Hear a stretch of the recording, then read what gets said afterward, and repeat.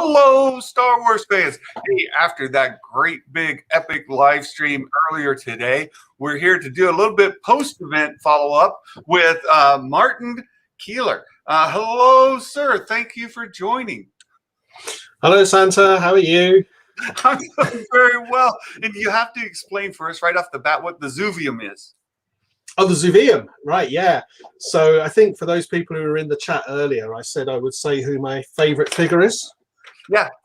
And that figure is the legend that is Constable Zuveum. Oh. I am absolutely obsessed with him. He is so great, to the point where I actually own a museum dedicated just to Constable Zuveum. Oh my goodness! Yeah, we've got fans of oh shoot, what's the other guy's name? Imbo. Oh yeah, Imbo. Yeah. Yeah, he has a great following in our community here. Absolutely, Embo's the same race. I think Qzers, right, what they're called. But right. And they showed up in I know you know, but they showed up in Mandalorian season 2 in that fight scene section. Yeah, they've shown up a couple of times. They've been in season 1 and 2. They were there was a Quzo in the cantina, I think, in the first episode. And then in the fight scene in season 2, you had a Quzo as well, but neither of them have been Constable Zuveum. Or for all we know, neither of them are Imbo either. No, I'm pretty sure they're not Embo, because Embo's got different clothes, so the race do have different things. But these Quzo have the same clothing as Constable Zuveum's henchmen in The Force Awakens, so they haven't done that by accident. This is leading to Constable Zuveum getting his moment. Well, there you go. And I know that we're going to end up with them featured in live action more. And perhaps we'll see Imbo in Bad Batch. Who knows? Yeah. Well, like I say, they're popping up everywhere. So this is not an accident. Lucasfilm do not do things like that by an accident. So I'm really hopeful. Well, I would imagine you would be. Yeah. Tell us just a little bit about yourself for folks, just to introduce you to the community. Yeah, sure. So I'm conscious that I'm going to disappoint a lot of people when they said, "Who's the guest? Who's the guest?" So I'm kind of active in the community, but I'm quite low key. So I do sort of lots of helping outs and friends with people and try and do good things in Star Wars, and as a result Star Wars has been very, very good to me. Probably the most famous thing I've done was anyone who's been to Star Wars Celebration and went to Celebration Chicago. I was one of the people who helped organize the 501st Bash at the Museum of Science and Industry. Just 3,000 people there for that party. I didn't do any of the hard work, I'm pleased to say. I did the classic middleman job of organising the bands, which was Blues Harvest and Darth Elvis. It went down superbly well. But that was all because in 2016, I did the pre-show party for Celebration in London, where we actually held a Star Wars gig at the O2 Arena. Oh.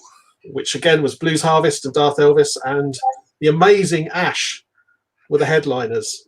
We got Darth Elvis here, and I know Darth Elvis is also part of our administrators in the Discord server, as well as he's active in the Discord, quite active there, and was with us all afternoon this afternoon, and sent me a link to his YouTube where that event. The songs that he did at that event were there. It was a lot of fun to watch. Yeah, I think you watched it. Yeah, go and look at his YouTube site. He's got some great videos out there. I think the video we sent you was his Admiral Akbar song that had Akbar on the stage dancing. Yeah, I saw at the time. Every now and then say, "It's a trap." That's it. Yeah, the whole crowd's there doing that. It was my favorite Darth Elvis moment was in Chicago, where he actually did the Darth Elvis Lapti Neck conga. And it was phenomenal. Blues Harvest were playing Lap to Neck. Darth Elvis was singing it. He was out in the crowd. Like I say, there was 3,000 people there, and it was just one long conga. It was amazing. That is awesome. I just got the files that you sent, so I'm downloading them now, and we're going to share some photos with you all from the Hasbro event when there's hundreds 141 of them. So they're downloading now. It's going pretty quickly. And so, yeah, you've got a massive collection, right? Yeah. So Black Series is my thing. I don't know whether I should be proud of saying this, but I own at least one of every single Black Series item. Wow. With the exception of the Hasbro Staff Chewbacca prototype that was given out to them to celebrate The Force Awakens. There was only 400 of them made, and they were given to Hasbro staff. So that's the only thing I haven't got, because I just can't bring myself to spend $5,000 on a Black Series figure. But apart from that, yeah, I have genuinely got every figure. Wow. So I saw you on the stream earlier. I thought I'd do that thing of, you showed something, so I'll show you something. You've got the prototype Boba Fett, I believe. I do. Let me bring that up here. I've got it right here. So here's the prototype Boba Fett. Yeah, I got that as a gift from my friend, a magic maker, and he did that as a milestone on his channel. And so we've got this figure here. It's very nice. Fantastic. So I've got my version here as well. Very good. Here's a bit of trivia for you that you probably hopefully know, but I hope you know. Do you know who designed Boba Fett? Oh shoot, I'm drawing a blank on his name. Go ahead. It's a really famous guy. It's Joe Johnson. Joe Johnson. That's not the guy I was thinking of. I was thinking of the artist. That's the famous. So Joe Johnson. Yeah. So Joe Johnson, who's like now a big film director, but he did a lot of the storyboards for Star Wars and Empire, and these were originally going to be Super Stormtroopers rather than Boba Fett. Yeah. So the rather special version I've got. Oh, oh! Look, Santa's doesn't have anything. Yeah. So I thought, yeah, very good. I thought I'd show you that one. Yeah, one up me really good on the one. Oh yeah. That's fantastic. And I'm very happy to have that as part of my collection as well. And then for those that don't know, before we kind of get into the nuts and bolts of it, of the event today, I was doing some reviews of my Black Series figures. And I put this on the Discord. I have one that has quite an issue here. So the figures. So here's my Black Series figure. We'll be doing a review of this. This is from The Force Awakens, and we've got her. Let me just set this down so it doesn't fall off, and then we can take a look. So if we take a look at the figure, you can see the calf, right? Here's her calf, right? Here's her calf, and her foot sticking out this way, right? The knee actually bends this way, right? So if we were to put it correctly, right? So here's the leg. The leg is assembled correctly this way, right? So the leg's right, but the foot's going the wrong way. And you can't turn this foot around. This is it's melted on there that way, right? It was built that way. And then this leg, you can see the calf is fine. The foot is on the knee side, so if you bend it, it bends, normal. So we've got a foot facing the correct way and a foot facing the wrong way. It's amazing. It's amazing. So I put they're probably like coins, right? So coins, when you get a coin that's misstamped, it could be worth tens of thousands of dollars. I'm sure that this is such a rare thing to find in the Hasbro line that this has got to be worth tens of thousands of dollars. Hasbro, as we know, never make quality control mistakes at all. So for that to actually get into your collection, you can retire now. Oh, sort of what I was thinking. So look, Santa, I saw you post that earlier in the Discord, and like I say, I've got a stupidly large collection for no point.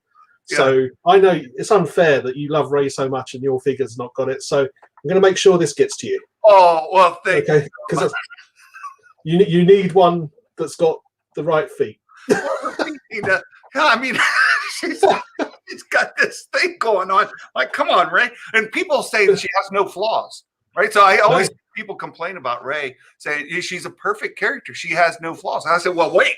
Well, I said, yeah. This birth defect. I won't lie. When I dug this one out, the first thing I did was look in the, just check out the feet, make sure that she has got the right feet in there. That's hilarious. And at first, I thought, well, I did something wrong when I was reviewing. I thought I twisted the leg around or something. I was like, wait. And then I'm trying to get it correct. And every time I turn it, the foot's still going the wrong way. And I'm like, well, wait. Yeah. Oh, that's great. And you mentioned quality control. And I just noticed like the quality of this figure compared to let's look at Rise of Skywalker, for example, right? Look at the difference in the hair. Yeah. Just for one, right? It's like night and day, isn't it? It's absolutely crazy. Like, look how the Force Awakens one, right? This one with the really dark, like chocolate looking hair compared to this one. And then we've got this hair thing going down here on the side. It looks kind of weird along her jawline. There's like molded there versus this one, right? It's night and day. So much better. And this Force Awakens one, the face looks so much better. Just everything on it is just they have they since that line's come out, they've had the photoreal paint tech. Yeah. And I think before that happened, you saw lots of people would sort of take the paint off and repaint them.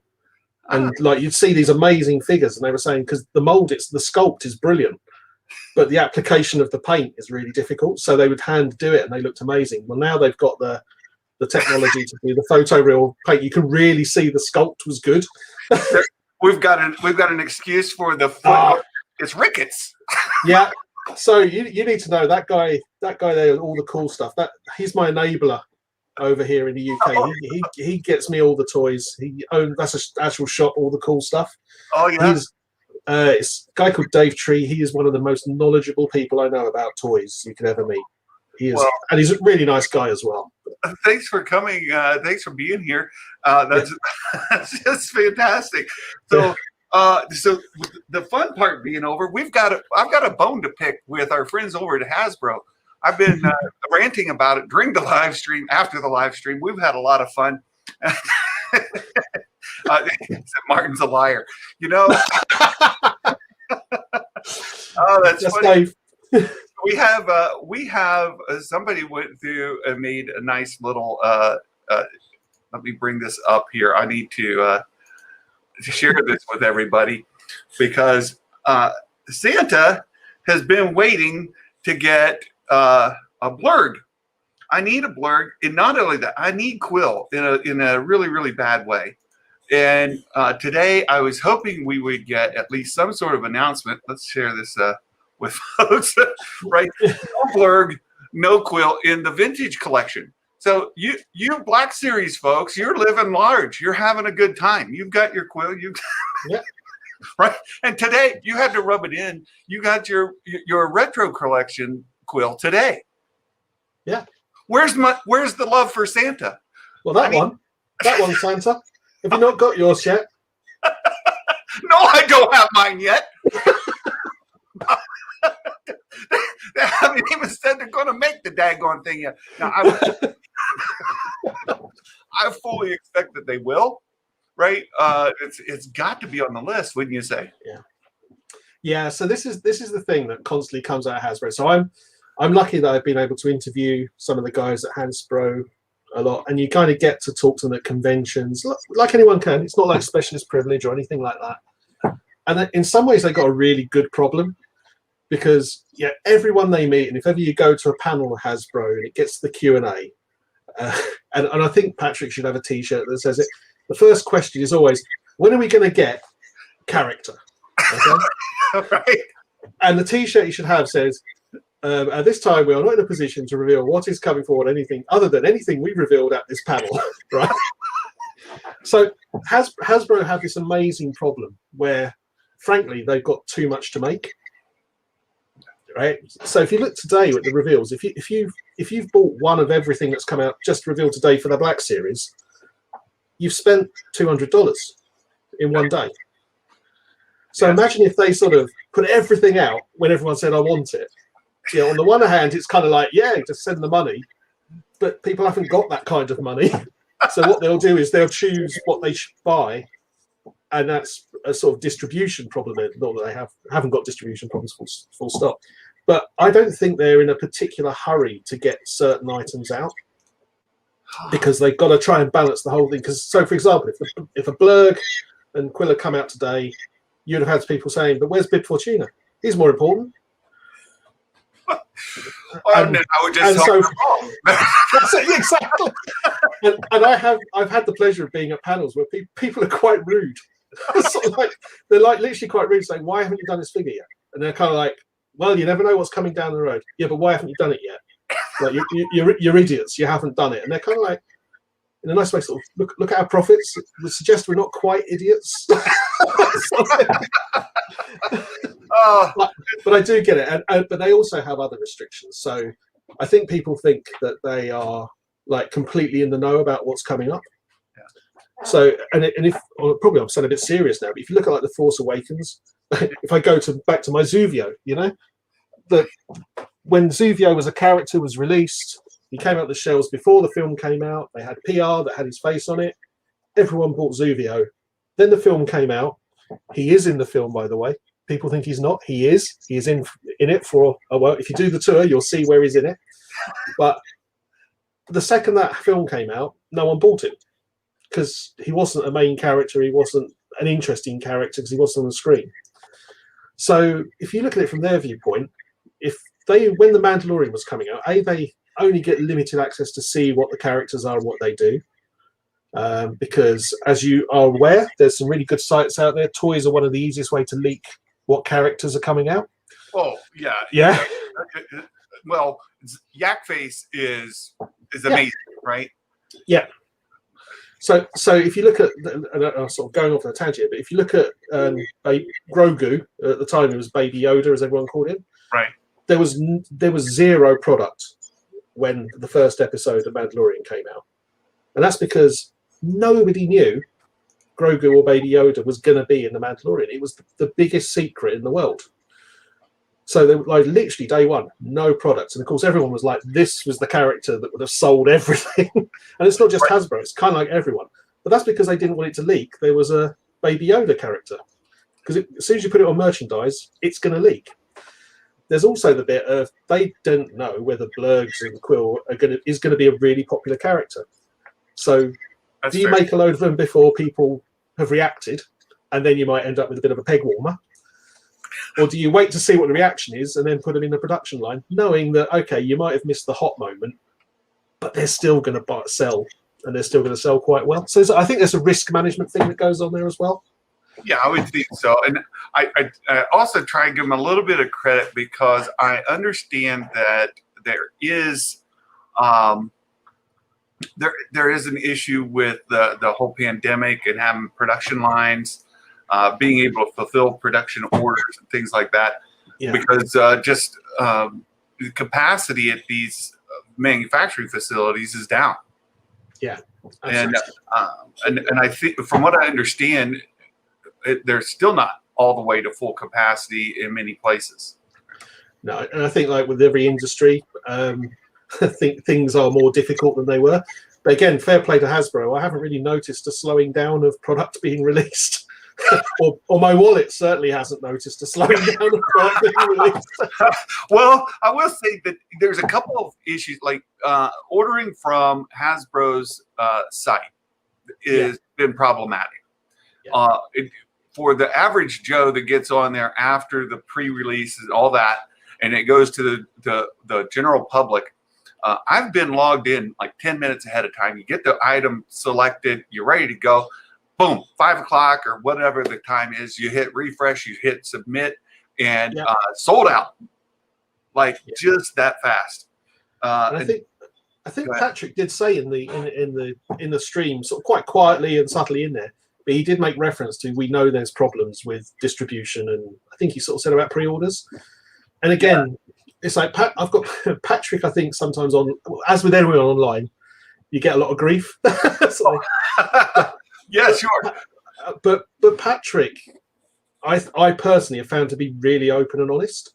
Yeah. And he will publicly say, and I've heard him publicly say, not just sort of after an interview, he'll say in an interview, my job is to sell you stuff. So I want that process to be as easy and as profitable as possible, and Sure. for you to be happy, so you'll buy some more. So there's no conspiracy to make it difficult for people. but you're right, it is still difficult, and they're constantly trying to sort it, because, and I think that's part of why Pulse has sort of grown, because Pulse is, on the one hand, if it's not working, that's not great, but it is the thing they have control over compared to every other retailer. They can't sort the other retailers' point of purchase out.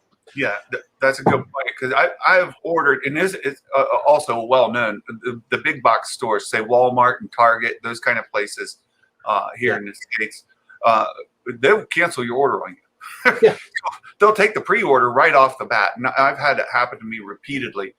Target kept pushing back my dark array. Say, we're pushing it. Finally, they just, and they would ask for my permission. Is it okay with you? I'm like, sure, yeah. Then one day I just got emailed, nope, we're not doing it. And Walmart, likewise, they've just said, sorry, we're not filling this. We don't know when we're getting it. Yeah. So you end up going to other retailers like Dorkside Toys, right? I've really kind of leaned on Dorkside here, and I know Mark has given me some great leads for other places. They're in Europe. There's a couple of really good places there as well. So who would you recommend is some of those retailers? They're in Europe, specifically. Okay, so again, there's a I'm going to sound really privileged here. So one of the rules with exclusives, which is a real problem, I think, in America, where you've got Target get the exclusives and Walmart get the exclusives. Yeah. The rules, as I understand them, is if the company that have got the rights to exclusivity do not exist in that territory, they're offered up to everyone. Oh. So in the UK, the exclusives are basically offered to all of the retailers that Hasbro approved. So David, who's on all the cool stuff, he gets all of the stuff in. Tonight, it was a pleasure for me. The second it goes live, I go onto all the cool stuff site, and it in-demands another one, and you just put them into your basket. You don't have to worry they're going to sell out in 30 seconds, because we can just get on this. There's a few retailers that do it. You order it, they arrive when they get delivered. We used to have the problem if we didn't get the stock. They just didn't ship the stuff. So exclusives used to be a real problem for us, where they just wouldn't arrive in the UK. So we'd get some retailers who would import them in, and that's the only way you could get them. But Hasbro UK, fair play to them, have kind of cracked it here. They've made it a really easy process. I think that's part of what you've heard Hasbro talk about tonight. So, online pre-orders are clearly the future. And what they've got to crack is making sure all of those pre-orders get honoured, regardless of where you bought them from, and the service is good. Very good. And here we've got Jimmy is saying, ask Martin where you get all those secret Zuveums from if there's not a conspiracy. Yeah, so I haven't said I own quite a few Zuveums, so I don't want to spoil the tour. But I have multiple Zuveums. Some would say I have a psychological problem with the amount of Zuveums I've got. But Jimmy, who I know quite well, is he hasn't done the tour yet, so I need to get him on the tour so he can see it all. But the answer is I bought most of them. I actually bought a lot of them when Toys R Us was going under. Oh, yeah. Because all that was left on the shelves was Zuveum. And that's kind of where this obsession started from. I got them really cheap. But I've been really lucky that people now actually give me Zuveums when they see them. Oh. Because they'll be at a toy fair and there'll be one and it's sort of a couple of dollars because they just want to get rid of it. And people will genuinely come up to me now and say, I found this. I understand you collect it. Sort of thing, and I get signed ones by people and all sorts of things. So yeah, I don't want to give you the actual number, but it's the 3 3/4 inch Zuveum. It's in triple digits how many I've got. Oh my goodness! Oh my god! Yeah. Mark, like you, has a collection problem. he showed me a picture one day of like all the TIE fighters he had. They're like lying down a hallway, right? Yeah. Like 4 or 5 wide, way down the hallway. I'm like, Mark, quit buying TIE fighters. No, but Mark's got an amazing collection. It's great to see. It is great. And that raises another point. We got a TIE fighter released today in the vintage collection, all right, from Rogue One. And I apologize because the photos you sent, every time I try to download it, I get a file conversion error. So there's something going on in my computer. I probably have to reboot and all kinds of stuff. So we'll do what we can. But so is this the X-wing? Yeah. So there was. Let me see. I haven't gone out to HasLab's site to see if they've got all these pictures out there. I imagine they probably do. So there's they've got them on the Hasbro Pulse site. You'll find them. Okay, so here's the Pulse site. Let me just bring it over here, and then we can share what they've got on their site as soon as it comes up. Here we go. Let me share this. And Darth Elvis, you can't visit a toy aisle without looking for Zuveums. Absolutely. Oh, so Darth Elvis knows me so well. So we'll kind of get past. Oh, so you won't actually. This is the one you won't find on the actual Hasbro Pulse website because it's not up for pre-order yet. Oh, that's right. So there is an X-wing being added, and again, this is where I've got to take a little bit of issue with what they said in the stream. Like we listen to the forums, we are out there, we hear the feedback, we see it in the chat. We read those things. I don't know that I've seen. Please give me Rogue One X-wings. Well, I think you'll find. So they do listen, right? They genuinely do fan listening. So when I was with a site called Fanjecture, I know that they do watch those sites. They work quite closely with them. I was one of the contacts for them. And they genuinely do ask. You can't visit toy without Zuveum looking at. This is very true as well, though. You can't visit whether it's, they do genuinely watch the sites to see what people are talking about. Now I think, and this is the great thing about Fandom, you can start online campaigns. So you should start your online campaign. Santa's starting a campaign. You trust me, right now. Yeah, absolutely. So, and the greatest thing is they do it for all of them. So if you look at like Marvel, you'll get an online campaign to get a certain sort of Wolverine or whatever. If you look at Power Rangers, there'll be an online campaign to get a certain Power Ranger. Even Dungeons and Dragons, everyone wants the Fandling 5 figures and they just can't find them. They put this campaign for it. Whereas with the Star Wars, I believe there was an online campaign to get Anton Merrick as a figure. So what they've done is they've said, well, you can have the Anton Merrick figure, because bear in mind they have to sculpt it. It's quite expensive. It's not like a simple, we've repainted something. So you might have a sort of redone body, but the actual head will be sculpted. And what they've said is you can have Anton Merrick, but you've got to buy the X-wing to get it. Yeah, and then I saw Mark was saying, well, now I got to buy 2 X-wings. I'm like, come on, who are you kidding, Mark? You're going to buy 2 X-wings anyway. I've seen. Yeah. No, see, I actually think Mark's going to have to buy 3 because he's going to have one minting box, right? One open but with the figure carded. Yes. And then one that you can actually take the figure out. Well, I absolutely believe that he probably has already ordered them. His credit card is cooling off after the event. So So I think that makes more sense at least to me now, because I wasn't understanding. And it's the same issue with like the Mandalorian. Like if you go through all the characters, and I was mentioning on Discord today, like you've got a Doctor. The Doctor from season 1 and season 2. I can't remember his name all of a sudden. And also the client, right? So you've got them. Well, the Doctor's carried on into season 2, but there's no way they're going to sculpt those for a big release. There's just not. I can't imagine there's not enough people out there looking for those characters, right? Have you seen some of the figures they released? well, if they release him before Quill, there's going to be riots. So I think it's safe to say you never quite know what you're going to get. I think one of the ways to look at it, Hasbro are there to make money, okay, but they also know they need to keep the fans happy to continue the money flowing. I'm making it sound very mercenary, but they are a business.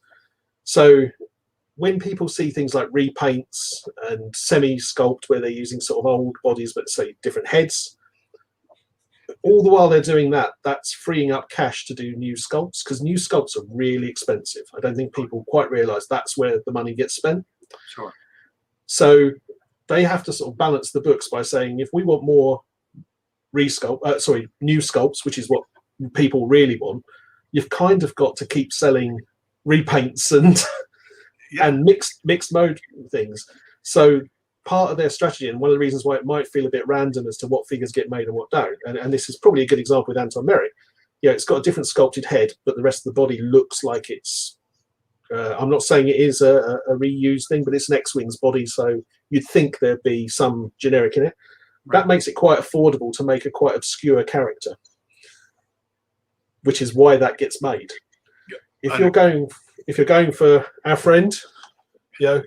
Pershing. Quill, there you go again. That's all you. That's all you. That's all so, you.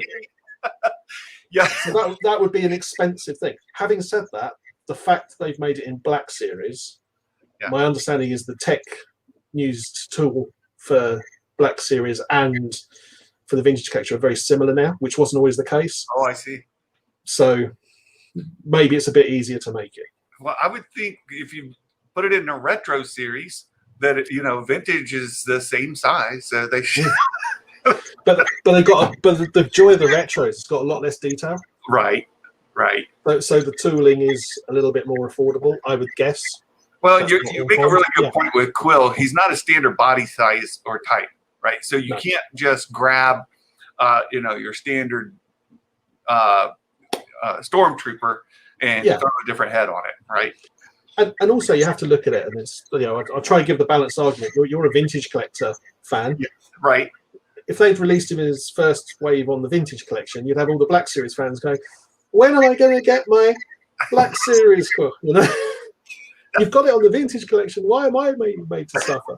True, but you're making this Razor Crest, and in the Vintage Collection, and you said, "Hey, we'd have all of the characters that interact with that Razor Crest." Yeah, and, Quill checks that box.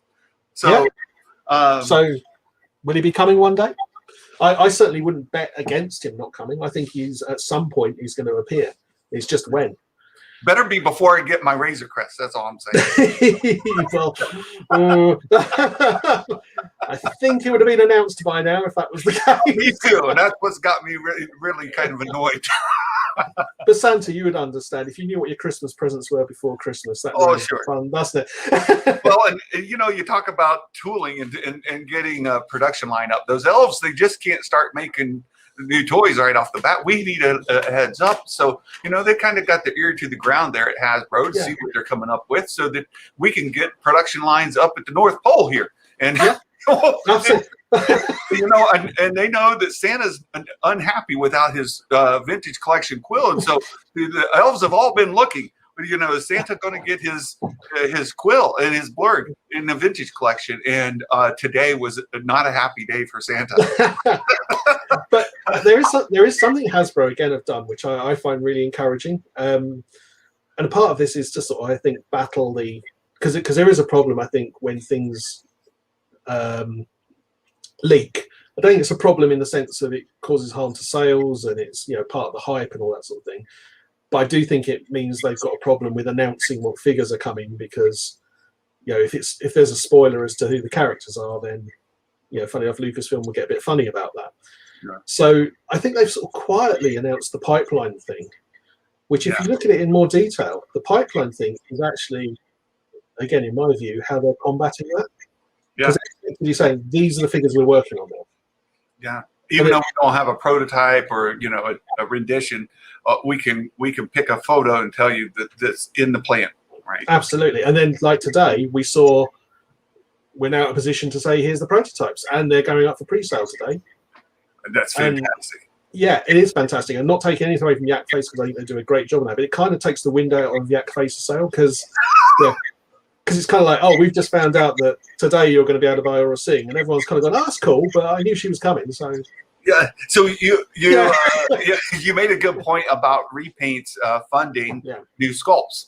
And Boba Fett is a really good point, because we've got several versions of Boba Fett's out there.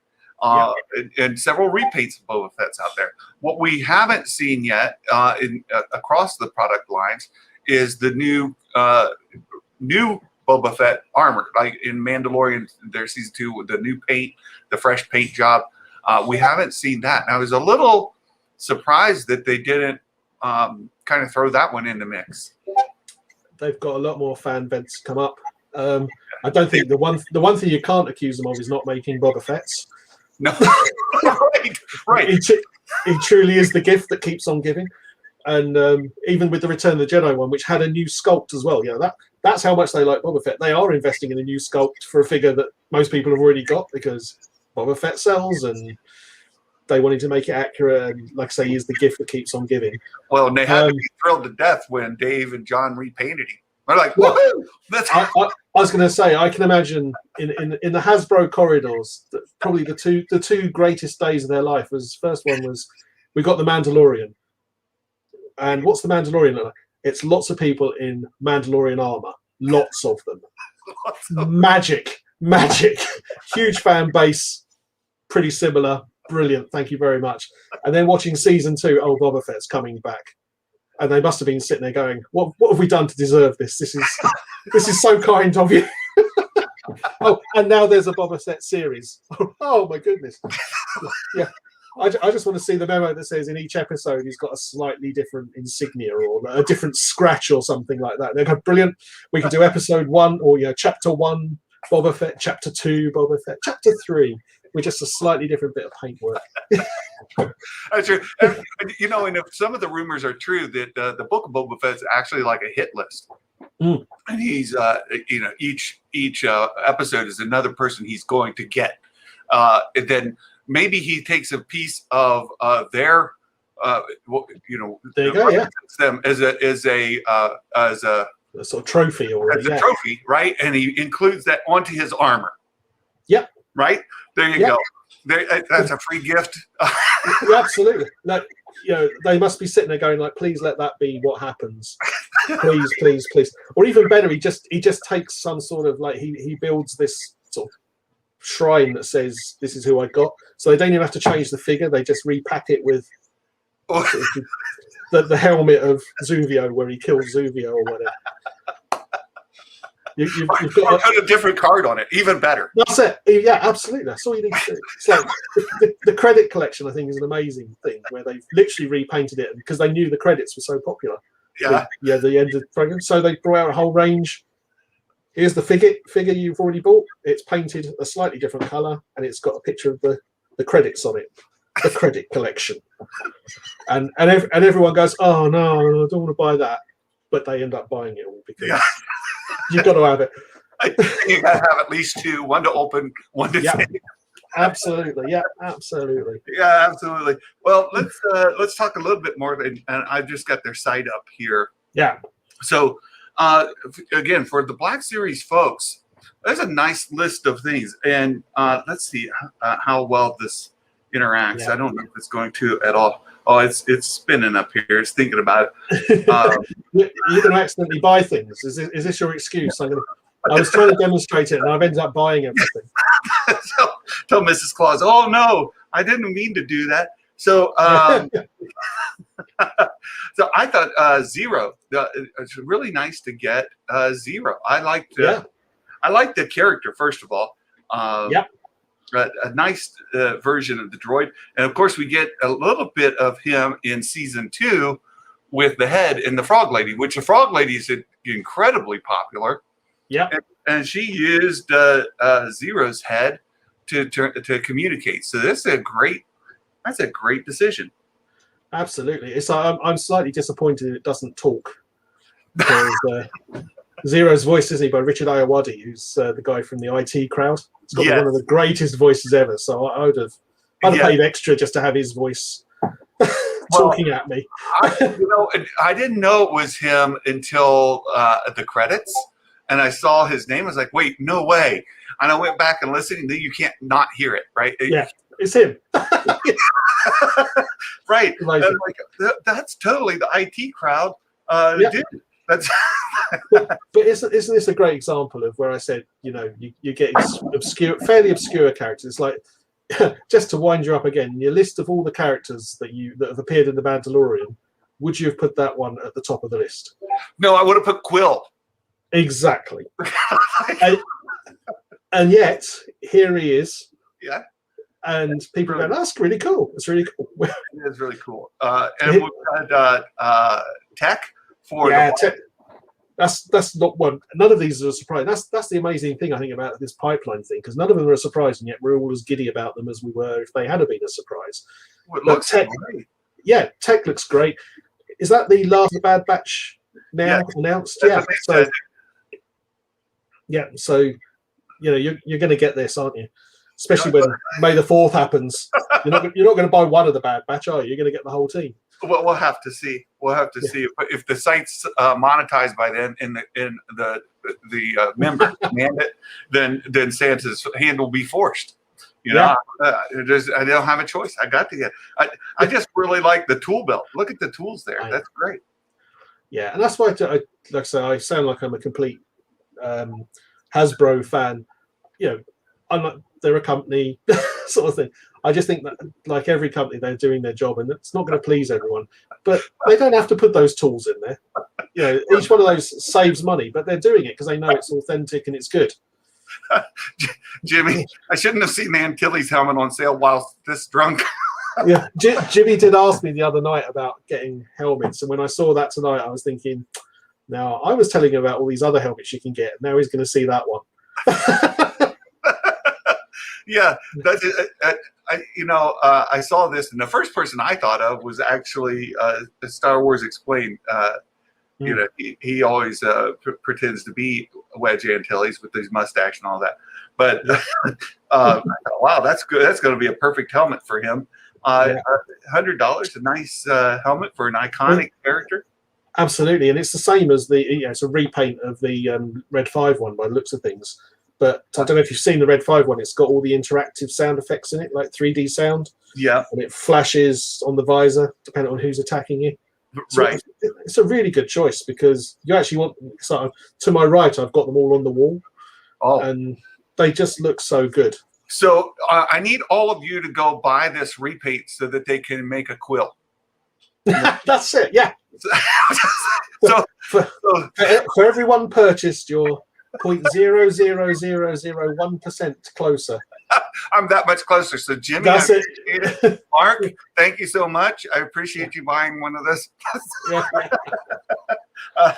Oh my goodness, it's killing me. So there's a theme tonight. I don't know if you've all picked up on that. So we've also got Casca Reeves now. Another just brilliant decision because without getting into all the drama around Cara Dune and that, here we've got another MMA kind of fighter, right? And we've got a character that's going to fall into the Night Owls part of Bo-Katan's group. I like the color. They mentioned how they brought the color out a little bit more. To me, it looks great. It does. And also there's, again, little breadcrumbs of clues as to how things work behind the scenes. So if you remember, it's Sasha, isn't it? It's Sasha. Yeah. So she was revealed in the Mandalorian Season 2 trailer. Yeah. So if you look at the evidence, you've got a character that's been revealed. It's a Mandalorian character, so it's going to be top of the list of both a Mandalorian season and a Mandalorian type character. Yeah. This ticks all the boxes for Hasbro, and you'd imagine they could have gone into design quite early because her image had been released. Yeah. So the only secret was what character would she be playing. But you can already have the head sculpted. Exactly. And then you just pop it on the body and you're good to go. Yeah. So I'm sure they knew more than it was just the head. But the point is, if it got out that she was in it, it's old news because it's in the trailer. Right.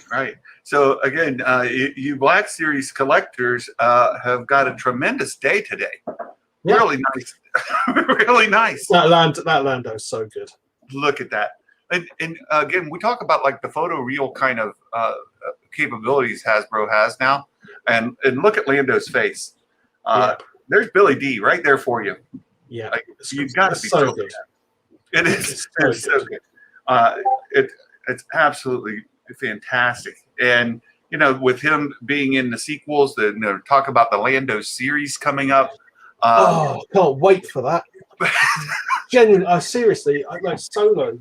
Here, go make myself unpopular. I genuinely think Solo is the best of the new era Star Wars. Oh, there you go. I absolutely love Solo because it's really not very serious. It's just fun, and it's like swashbuckling, and I think there was a whole issue with when it was released and all that sort of thing.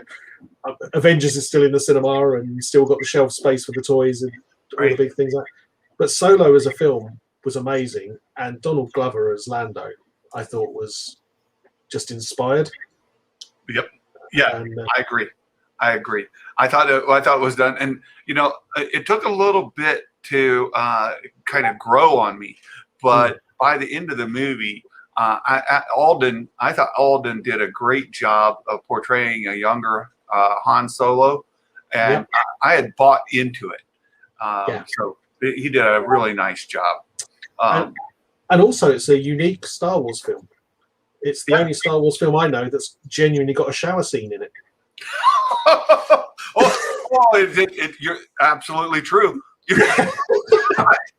It has a genuine shower scene in it for sure. Yep. I hadn't thought about that. Oh, that's funny. Mark says he still needs Echo, and that they're that's true. Perhaps we'll get that in May. That would make sense that you would with the Star Wars Day and Mandalorian. The Bad Batch premiering that day. It would just cap off the day perfectly. You know what else would cap off the day perfectly? A vintage that's what else would make it great. So, please don't let it ruin your Star Wars Day if it doesn't get announced. So Black Series, we've got Aura Singh. Aura Singh is fantastic. So we've got her back in the Phantom Menace, of course. You've got her in the Clone Wars animated series. And they mentioned about this antenna on her head happened to be thicker. It made sense when they said it. And it was good they brought that up like right off the front because, people paying attention to details say, whoa, hold on. What's that big thing sticking out of her noggin? Well, it's got to be practical for them to manufacture. Yeah, absolutely. And of course, she was mentioned in Solo as well, wasn't she? She was. And they talk about bringing back characters from the dead, and Aura Singh comes up in that conversation. So she's very popular. Again, it's a really good choice. Really good choice. It is a really good choice. And they mentioned about her hands, the fingers. So here's another example where they couldn't just take a standard figure and paint it. Those fingers had to be sculpted for the species, right? Yep, absolutely. I don't know if there's a chance she might have Greedo hands, but I haven't looked in that detail. Oh, he's got the same sort of on the fingers, but no, it's a great choice. Yeah, I thought it was a really good choice. And then what else I think that pretty well covers the Black Series, the Black Series. And here we go. We got the Fan Fest. Anyway, that's going to come up. That covers the Black Series. And then we've got this vintage line here. Now, don't get me wrong. Some of these are great. And I love that they did a focus off of video games. Yep. And I saw Mark complaining about it earlier, that these are all repaints. Every single one of them. Right? Are they all repaints? Is that Purge Trooper repaint? I could be wrong. Mark will tell us in the comments. Oh, he'll tell us. Yeah. Mark will tell us. I do know that this heavy battle droid, I thought it looked great. It's really, really good looking. Because again, you talked about the photoreal paint that they're able to do. The amount of detail they're able to put on these vintage characters anymore is absolutely brilliant. I do want to point out, and we'll come back up here just so people can see. I've been collecting these Mandalorian figures, and if we compare the facial sculpts that I've got several of them here. So we've got Cara Dune. So Cara Dune's facial sculpt. We got the tattoo on the face. That looks it's very good. I mean, that Gina Carano has to be happy with the likeness. It looks great. Look here at Moff Gideon. Moff Gideon, that man is an attractive man, and that looks just like Giancarlo. Again, Giancarlo just has to be thrilled to death. That looks great. We've of course got our friend Din Djarin, and the facial sculpt there. When you look at it in detail, it's a really good likeness. But then we come along, and we've got our friend Carl Weathers. Yes. And he looks fine from a distance, but that facial sculpt, come on, Carl Weathers looks better than that. Come on now. And Giancarlo and Carl Weathers, on set have got to be saying, dude. Well, look at my figure. Look at my figure. So you do sometimes, again, I just so I can put the counterpoint, you do sometimes get Hasbro panels where they say, we produced this figure back in whenever. Yeah. And it's, we've had, frankly, a lot of feedback, which is complaints. And they'll say, we're therefore reissuing it, but with a new face sculpt or whatever. There's my Creef that arrived today. Oh, you've got the retro one. I got the retro one, so you can be forgiven for it looking quite. Oh, that's great. And I saw Darth Elvis. He's saying a Bad Batch disorder. You guys are going to make me broke. It's not my fault, Darth Elvis. Don't you be putting this on Santa. Right? And I assume you've got it from all the cool stuff, Mr. Elvis. I assume. So it's Darth Elvis has shared a room with Dave Tree from all the cool stuff while he was in Chicago. Oh, so this could get nasty if he hasn't bought it on there, and Dave's still on the chat. This could get very tense. So I like the battle droid. I think for a vintage collection, the detail again is just brilliant. It's great. And again, Mark's more the expert on the vintage collection as are yourself, but this is the first time they've ventured off the main line, isn't it? The Gaming Greats is the first mini line from the vintage collection, isn't it? Exactly. I do think it's the first time they've gone into these gaming, and again here they've got this kind of clear plastic treatment on the armor that they talked about. It looks great. Now again, this is a Dark Trooper.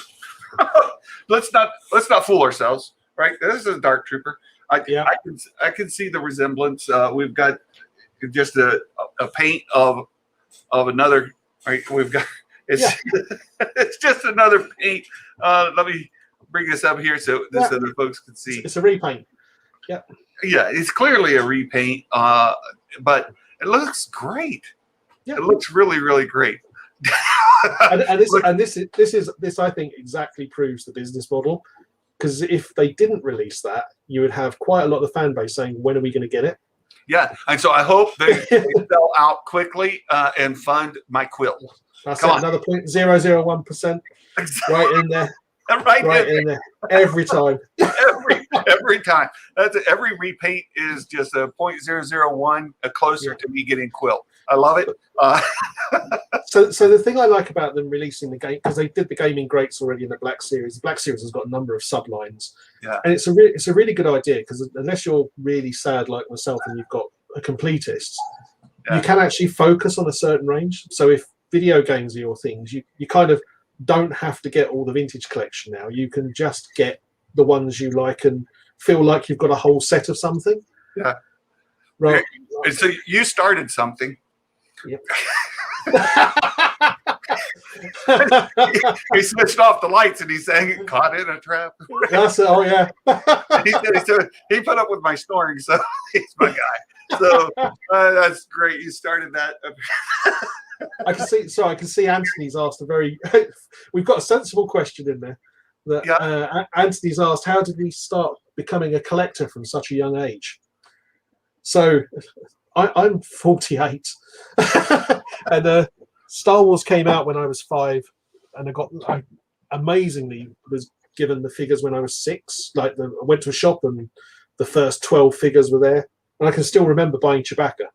Like, it's one of my first memories is seeing Star Wars. One of my earliest memories is buying the figure, and they were basically my thing from then. So every Christmas, every birthday, and saving up my pocket money, I got the vintage figures and played with them because they're toys. And the beauty now, he says, I'm at an age where I'm lucky enough I can afford to do it, which is the key thing. But you kind of, I've grown up in a generation where I think when I grew up, it was a sort of geeky thing, was a bit sad, and you didn't really reveal it. Whereas now it's like, yeah, I'm geek, it's great. Like the background, my day job is bizarrely quite serious.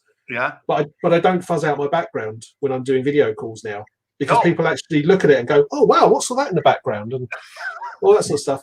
Whereas I think when I was in my 20s, 20 years ago, to have this stuff on display, people are just going, "Oh, you're so sad." But so, yeah. You want to have fun on a conference call, wait until Santa joins. Yeah, I was going to say. Because when I've got the blue screen in the background going, real quick, it brings it up. But even if I don't, the beard is real. Right? I was going to say year round, and you can't do anything about that. I call in and they're like, "Whoa, that dude! Yeah. Look who's on the call." There you go. So Mark says they've done one-offs like Star Killer. So good point that he raises Star Killer. There was the fan vote on the 4, not right, 4? Was that it? We had Ahsoka. We had Ahsoka. I have to look it up now. We had Ahsoka. We had a Republic Trooper. Was it from the old Republic? I've got it right here. Yep. We've got Ahsoka from Clone Wars. Yeah, and they said they'll do the photo reel paint, so that'll be a repaint with the photo reel. Star Killer from Force Unleashed, Imperial Hover Tank Driver, Weequay, and Republic Trooper. So the safe bet there is Ahsoka's going to win that vote. Absolutely. So just as Jimmy's mentioned it, the Jew back. There you go. Yeah, see, I think again, I saw some people moaning, as they always do. Yeah, I actually quite like the fact that they reissue these, but they're slightly different. Mm-hmm. So if you're buying it just to get the figure because you want the figure and you want to display it and you want to play with it, and heaven forbid your kids want to play with it and stuff like that, it's great because you're not going to spend $250 to get the figure that your kid wants, which is what the secondary market commands on some of this now. Right. Those people who have collected it from the start and got the original one, they've still kind of got the original one. Yeah. So even though it will devalue a bit, it's still their collector's piece because it's not the reissue one, it's the first one. That's right. So I'm kind of cool. And with the Black Series, they've done it with the archive range, where it's a very different box. It's the same figure but different box. But it kind of pleases both markets for me. I think it's quite a savvy thing to do, and it's especially I think it's very fan friendly. Yeah, I think it is too. And I heard a lot of complaining about reissue repaints. And you have to realize that there are new people coming into the fandom. We've got younger folks like Anthony here, and I saw earlier we've got got to roll up Star Cabal, right? He's 15-year-old high school student. Ooh.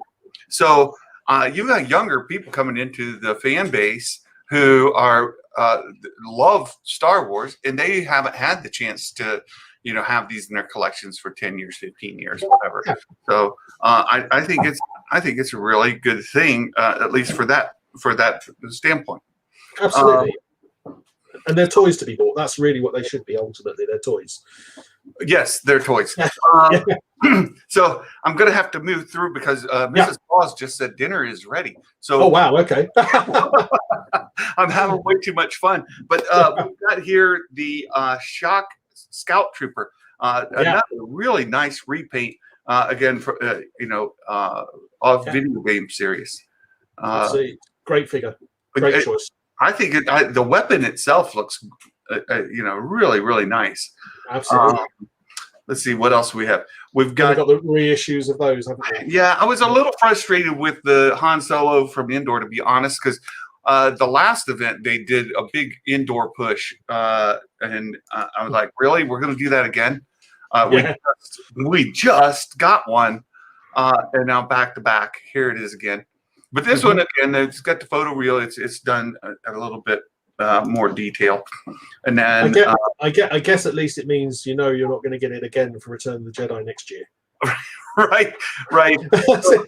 So without going into it, we've got the Royal Guard and Admiral Akbar. Admiral Akbar is always a fan favorite. Great to be reissuing him as well. So no complaints from me on the reissues and the repaints. And I hope that people buy lots and lots of them so that I can get my quill before November. I need to say, I've just looked at the chat. Anthony, you have nothing to apologize for.